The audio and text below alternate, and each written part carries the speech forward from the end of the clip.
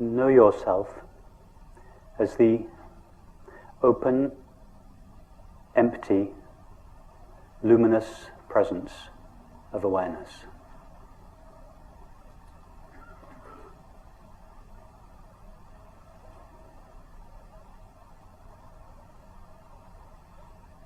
Open, because you say yes unconditionally and indiscriminately to all appearances of the mind, body, and world. Like empty space, you have no mechanism inherent within you that can resist any appearance. We don't have to make this the case, it is already the case.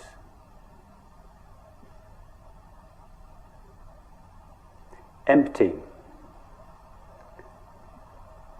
because although you, I, this aware presence is aware of thoughts, sensations, and perceptions, it is not made out of a thought, a sensation, or a perception.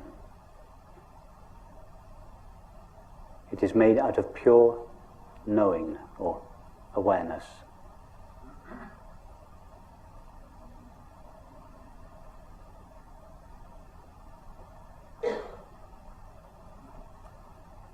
And luminous, because just like the sun, relatively speaking, that renders all objects seeable, so you, I, this open, empty presence, renders all experience knowable.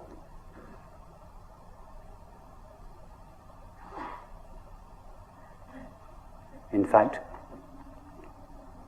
we don't really see objects, relatively speaking, illumined by the sun. We just see reflections or modulations of the sun's light, appearing as a multiplicity and diversity of color. In the same way, we don't really know the objects of the mind, body, and the world. We just know our knowing of them. All we know, all that is known, is the knowing of experience. And you are that knowing.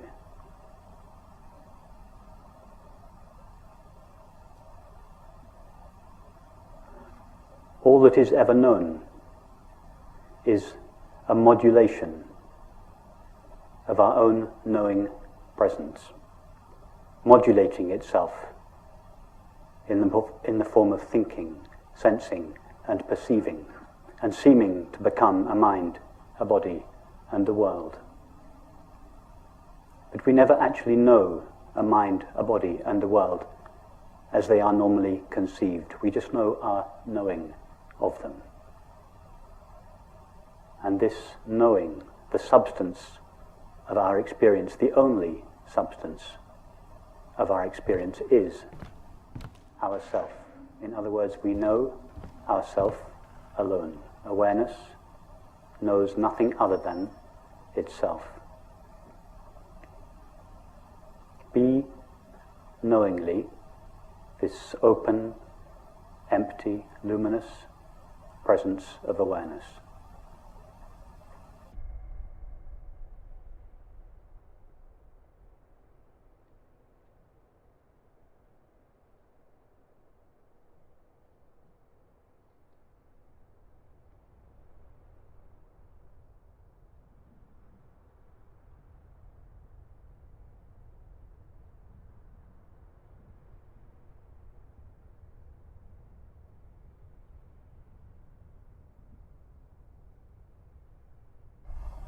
We don't need to do anything special to make this happen. Above all, we don't have to manipulate the mind in any way whatsoever to be this presence of awareness.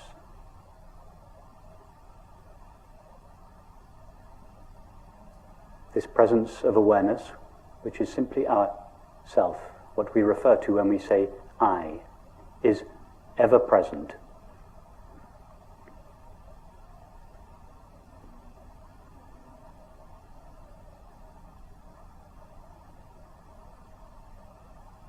Just check this in your own experience. Nothing that I am saying this evening, there is nothing that cannot be checked in your own direct experience right now. I bring no special knowledge to this meeting. I don't have a store of knowledge which I am disseminating. I'm just, within the limits of language, trying to describe the current experience. Ask yourself, do I know anything other than now?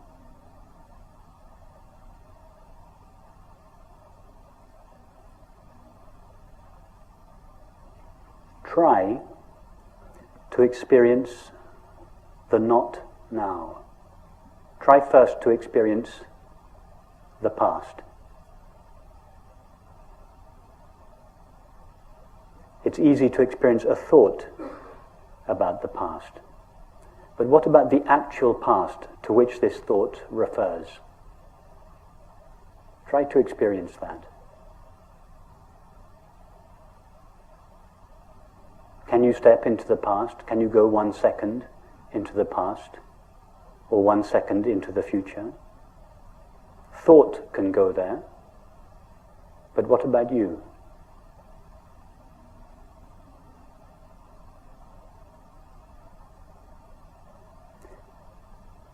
Really try to go there to make sure that this is not just an interesting philosophical conversation, but that it is actually your experience. That the past and the future are never experienced.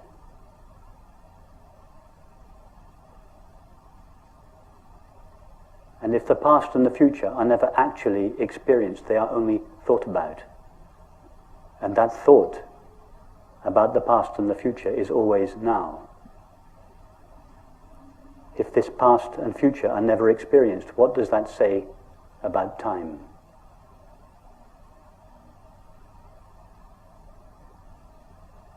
Time is a movement between a non-existent past towards a non-existent future.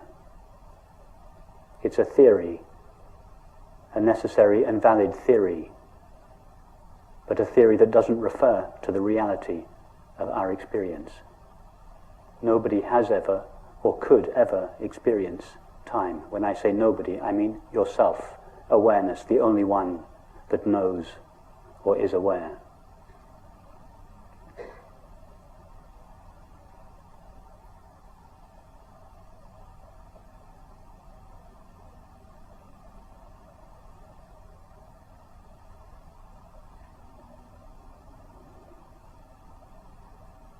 When I arrived off the plane from London in Washington, D.C.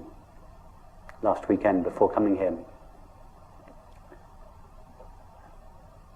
the friend who picked me up asked me how the flight was, and she said, "How long did it take?" And I experienced thought being cranked up like an old motor, a little resistant to get going. And for a moment, I could feel the cogs of thought almost moving, trying to work out how much time the flight had taken. Because in my experience, it had been now all the way.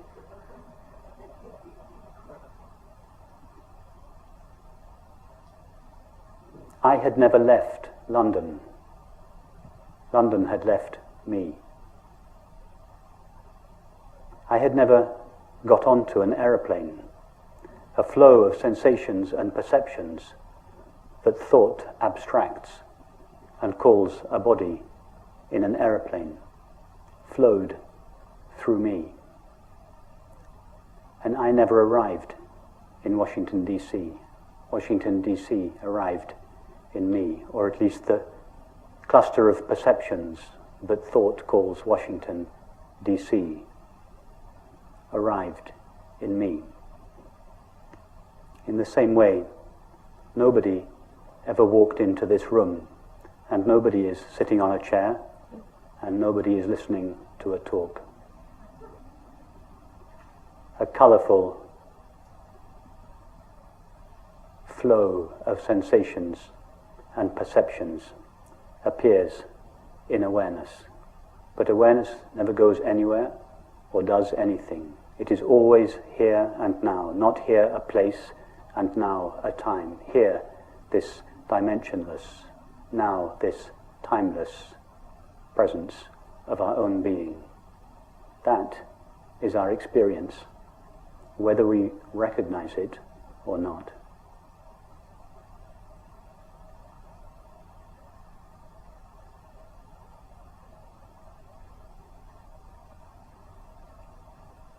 Now the mind may feel a little rebellious when it hears this.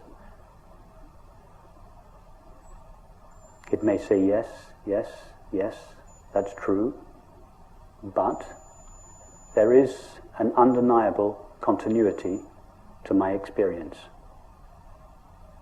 And this undeniable continuity would seem to be evidence of time.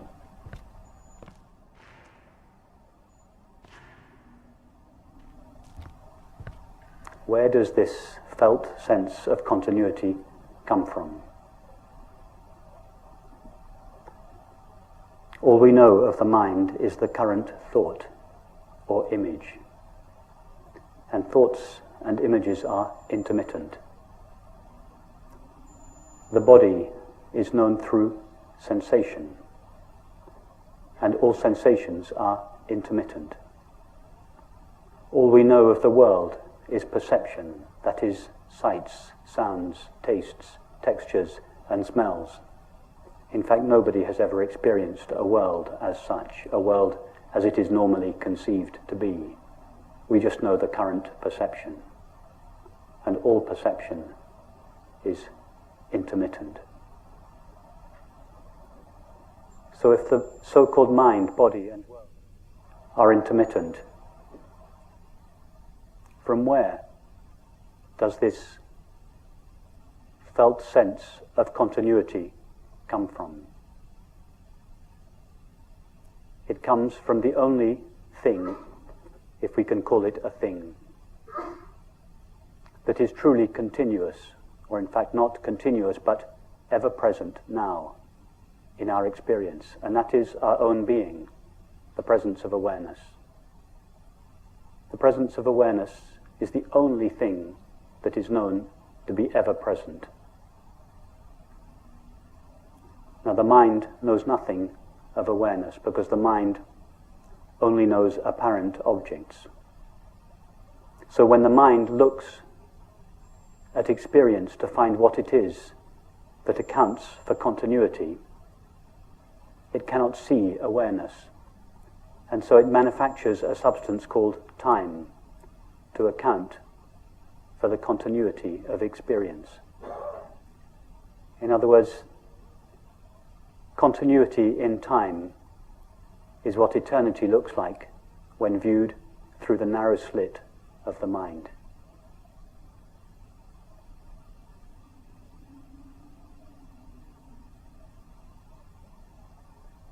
Permanence in space is what the infinite, unlimited nature of awareness looks like when viewed through the narrow slit of the mind. Continuity and permanence are pale reflections at the level of the mind of the true, eternal and infinite nature of awareness, that is, of our self.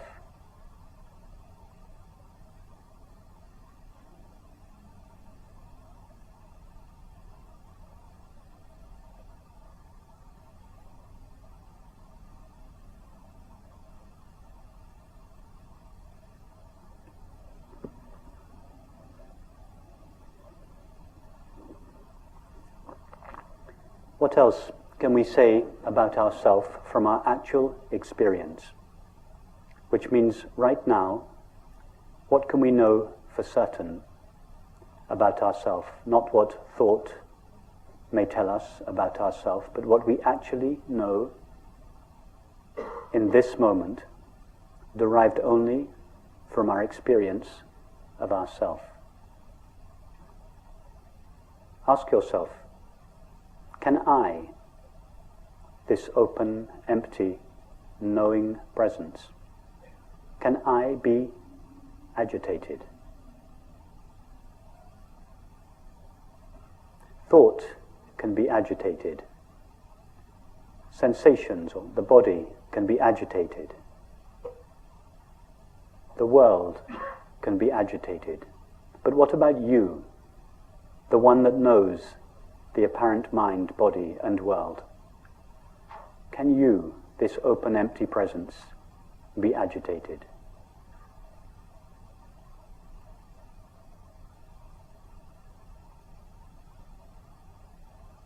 See, in your experience right now, that you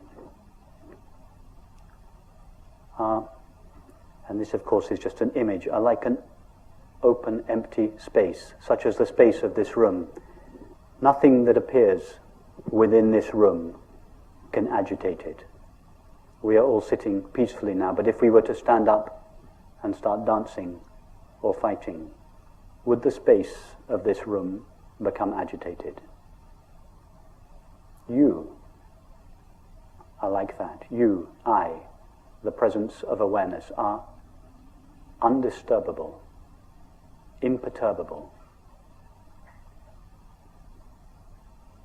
We don't need to become imperturbable, and this undisturbability of ourself is not dependent upon the condition of the mind.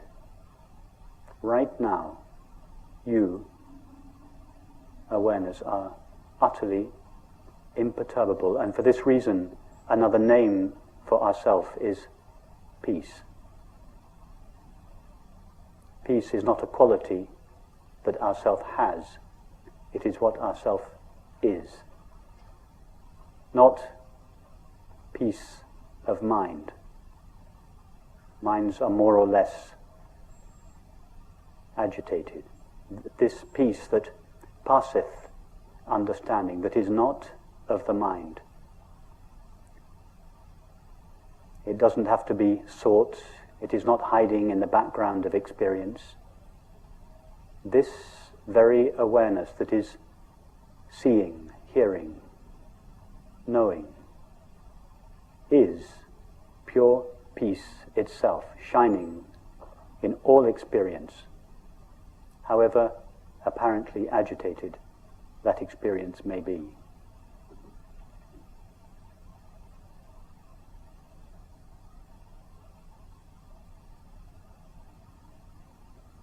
Ask yourself, can I, this presence of awareness, ever lack something? Thoughts can say that something is missing. Feelings can say that something is missing. But what about you?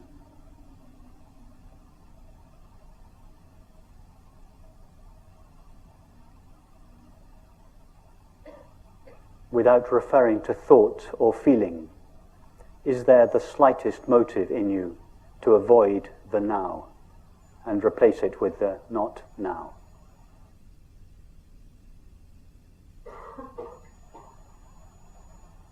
See that in yourself, this presence of awareness, there is not the slightest impulse or possibility to avoid the now.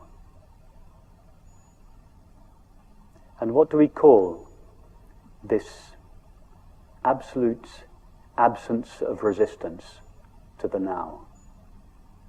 The absolute absence of resisting what is and seeking what is not. What is the common name we give to this? It is called happiness. We all know that when we are happy, we are by definition not resisting the now and seeking in the past or the future. By happiness, of course, I do not mean a pleasant state of the mind or the body. I mean this absolute impossibility of ourself ever to resist or seek, to resist what is and to seek what is not. So happiness, like peace, is just another name for ourself. It is not a quality that ourself has, it is what ourself is.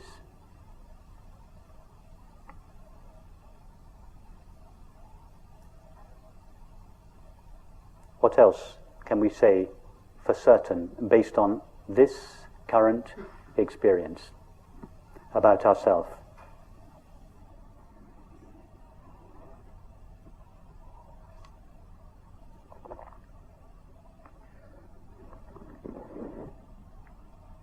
When I was driving here, or being driven here, the day before yesterday,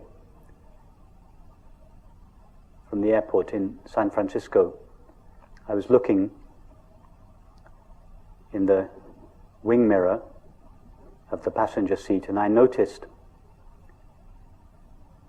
the words inscribed at the bottom of the wing mirror. And they said, "Objects in the mirror are closer than you think." A statement of pure non-duality.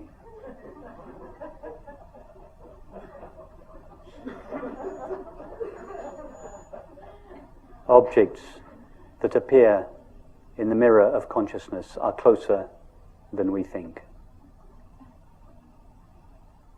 How close to a mirror are the objects that appear in it?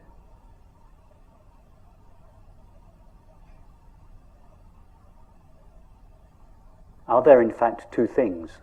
One, the objects that appear in the mirror, and two, the mirror?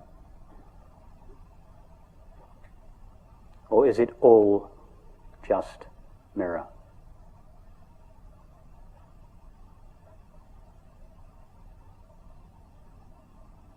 All we know of the apparent mind is the experience of thinking. And thinking is just a modulation of yourself, a modulation of knowing or awareness. All we know of the apparent body is the experience of sensing. And sensing is a modulation of yourself, awareness. All we know of the apparent world is the experience of seeing, hearing, touching, tasting, and smelling. These are all modulations of knowing, modulations of ourself. In other words, we never truly know a mind or a body or a world. These labels are just abstractions that thought superimposes on the intimacy of our experience. From the point of view of experience, which is the only real point of view, experience is much closer, much more intimate, so close as to not admit the possibility of two things. One, myself, awareness, and two, the object that I know.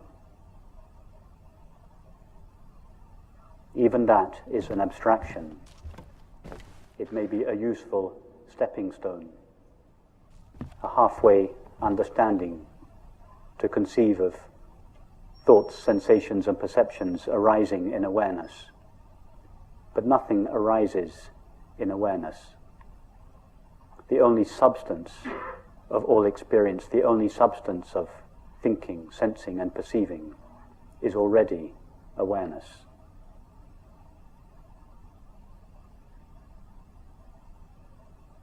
What do we call this absolute absence of two things? A subject that knows and an object that is known.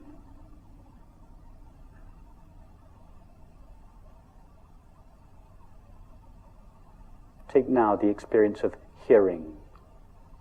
Go to the sound of the air conditioning.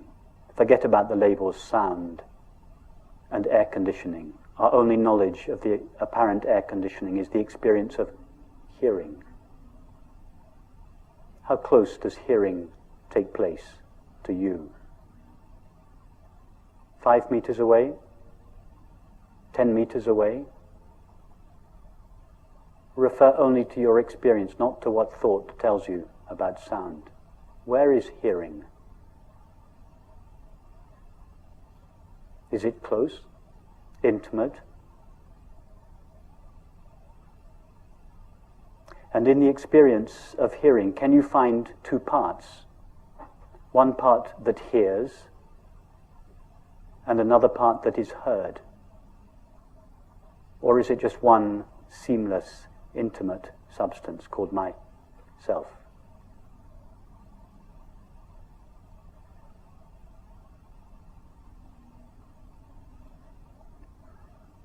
And what about this room? Thought says, I, the inside self in here, sees the room, the outside world, out there. But what does experience say? All we know of the apparent room is the experience of seeing. Remove seeing, and the room vanishes. In other words, we don't know a room. We just know the experience of seeing. Does seeing take place 5, 10, 15 meters away from yourself?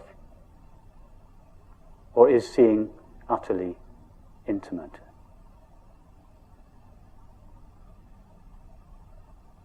And can you find two parts to the experience of seeing?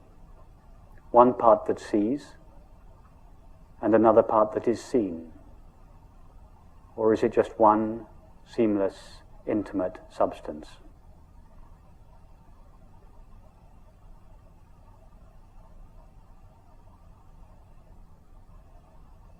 And what is the name, the common name we give to the absolute intimacy of all experience?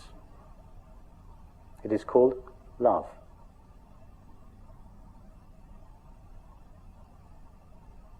Love is the most familiar experience that we all know, the collapse or dissolution of the sense of a self in here and an object, other, or world out there. The collapse of this sense of separateness, distance, otherness, not me-ness, is what we call love.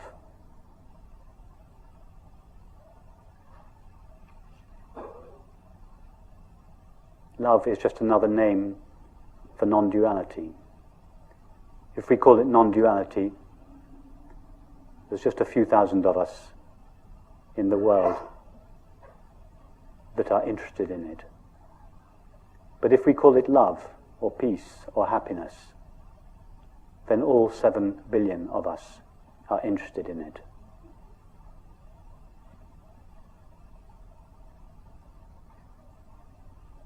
So why is it, if love, peace, happiness are the natural condition of all experience, the substance out of which all experience is made, how is it that it seems not to be experienced?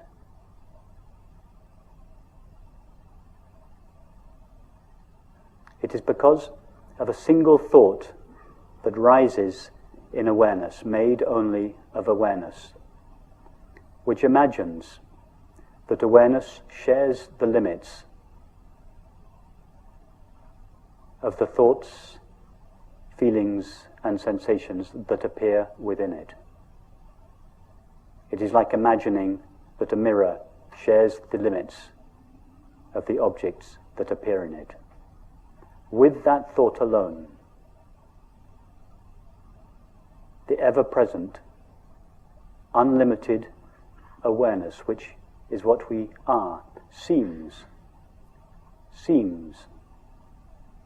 to acquire or take on the apparent limits of the body and the mind, just as the screen seems to take on the limits of an image when a film begins. As a result of this imaginary collapse or contraction of our self, unlimited, eternal awareness into a body and a mind,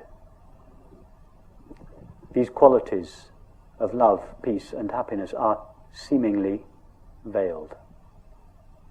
And it is for this reason that the self, the separate self that thought imagines us to be, is always, by definition, on a search in the imaginary outside world for the apparently lost love, peace, and happiness.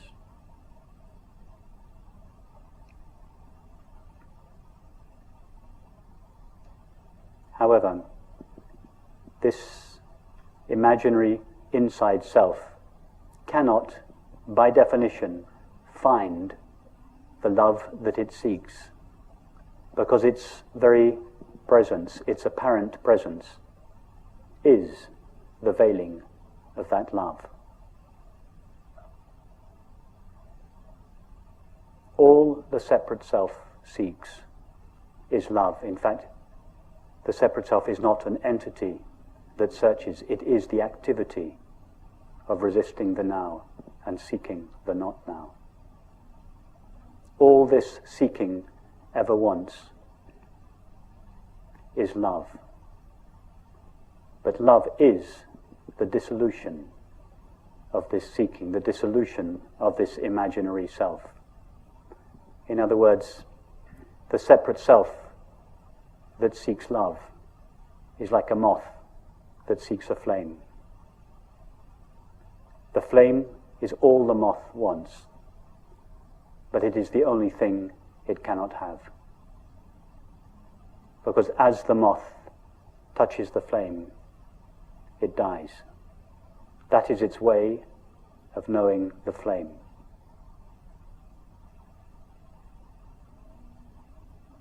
It becomes the flame as it touches it.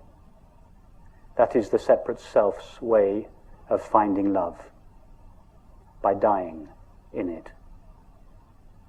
The death or dissolution of the separate self is the experience of love.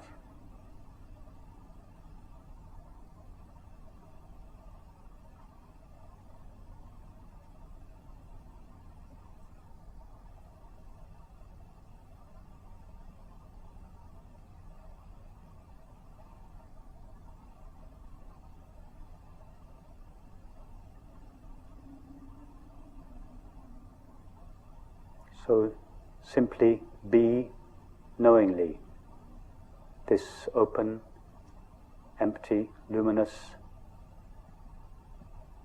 presence of awareness, whose nature, whose inherent nature is love, peace, and happiness. Not a love, peace, and happiness that is in the background of experience that has to be sought, but that is shining in full view at the heart of all experience. In fact, experience is made out of this substance called peace or happiness.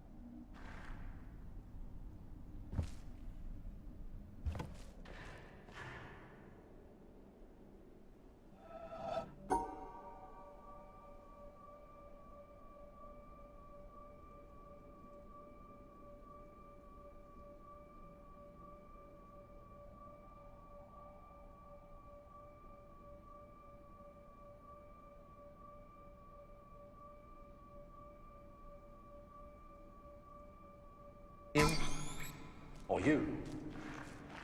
This stuff's easier to take, isn't it? Understandable. Got people in it. This, scientific knowledge, is hard to or a geranium, or you. This stuff's easier to take, isn't it? This, scientific knowledge,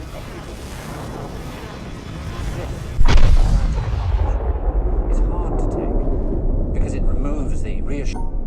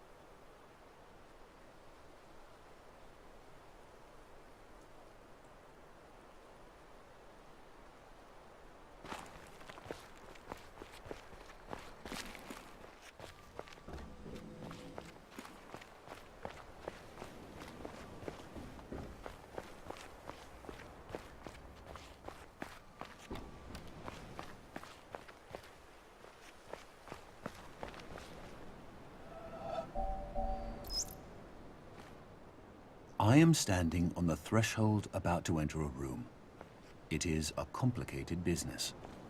In the first place, I must shove against an atmosphere pressing with a force of 14 pounds on every square inch of my body. I must make sure of landing on a plank, traveling at 20 miles a second around the sun.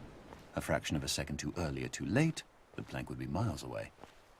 I must do this whilst hanging from a round planet head outward into space and with a wind of ether blowing at no one knows how many miles a second through every interstice of my body. The plank has no solidity of substance. To step on it is like stepping on a swarm of flies. Shall I not slip through? No. If I make the venture, one of the flies hits me and gives me a boost up again. I fall again and am knocked upwards by another fly, and so on. I may hope that the net result will be that I remain about steady, but if, unfortunately, I should slip through the floor or be boosted too violently up to the ceiling, the occurrence would be not a violation of the laws of nature, but a rare coincidence. These are some of the minor difficulties. I ought really to look at the problem four-dimensionally as concerning the intersection of my world line with that of the plank. Then again, it is necessary to determine in which direction the entropy of the world is increasing in order to make sure that my passage of the threshold is an entrance, not an exit. Verily, it is easier for a camel to pass through the eye of a needle than for a scientific man to pass through a door. and whether the door be barn door or church door, it might be wiser that he should consent to be an ordinary man and walk in, rather than wait till all the difficulties involved in a really scientific ingress are resolved. Arthur Eddington, 1927.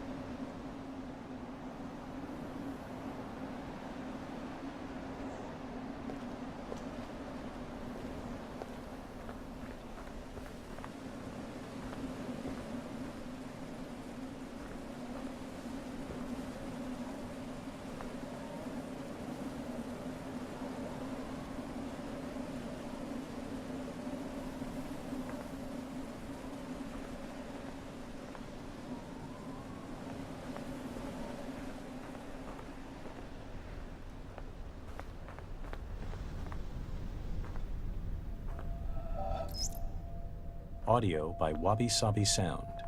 Andrew Lackey, Bo Anthony Jimenez, Jeff Garnett, Luca Fusi, Eric Lorenz.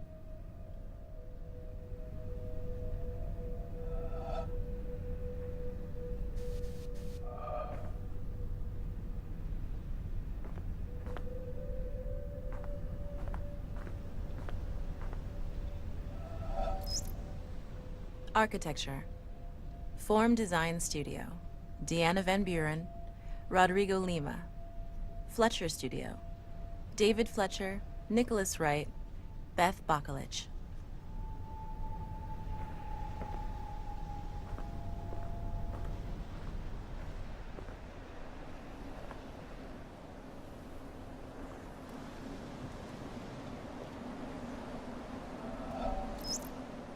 The core development team of The Witness was comprised more or less as follows. Design and generally steering the ship, Jonathan Blow. Programming, Ignacio Castaño, Salvador Belmurciano, Andrew Smith. Modeling and texturing, Luis Antonio, Orshi Spaniel, Eric A. Anderson.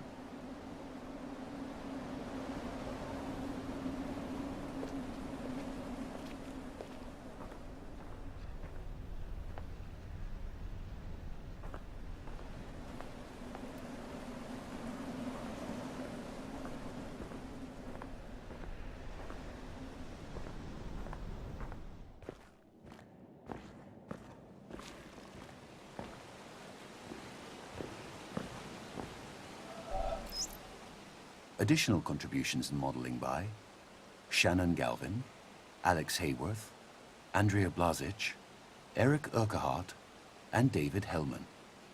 Additional contributions in programming by Casey Miratori, Andrew Heenick, Nicholas Ray.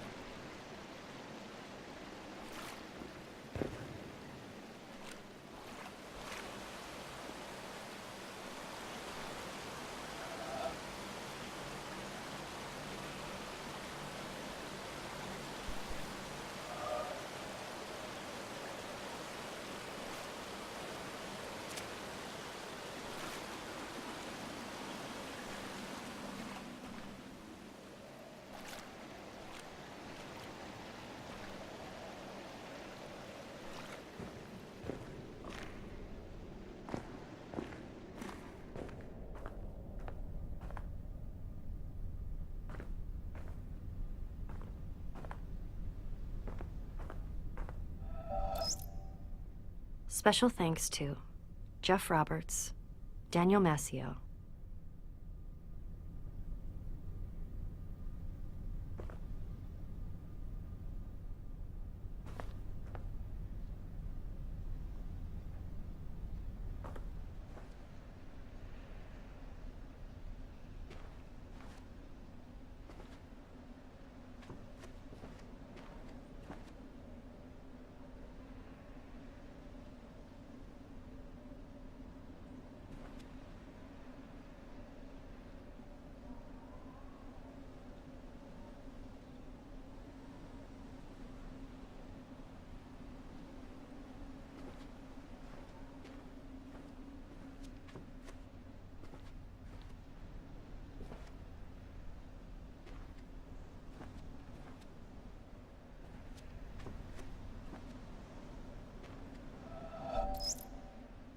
voice performances by Ashley Johnson, Phil Lamar. Tara Deva. And Matthew Waterson. Dialogue recorded at Warner Brothers Studios. Project Manager, Emma Weston. Casting Director, Pierce O'Toole. Voiceover Director, Liam O'Brien. Sound engineers, Alan Friedman, CAS, R. Dutch Hill. Dialogue editor, Goen Lee. Director of photography for the office shoot, Caroline Harrison.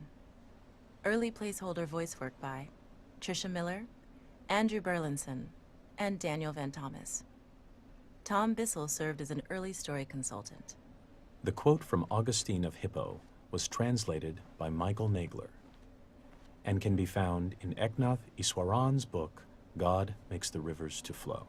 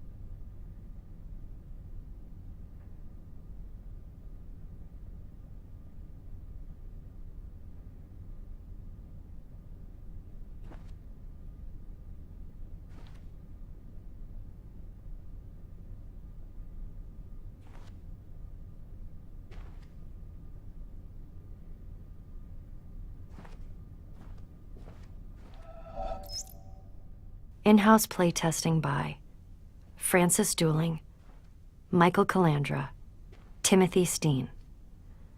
Thanks to our friends who helped playtest: Daniel Ben-Mergui, Mark Ten Bosch, Vi Hart, Chris Hecker, Brian Moriarty, Chris Butcher, Aaron Robinson, Jeff Roberts, Juan Chun.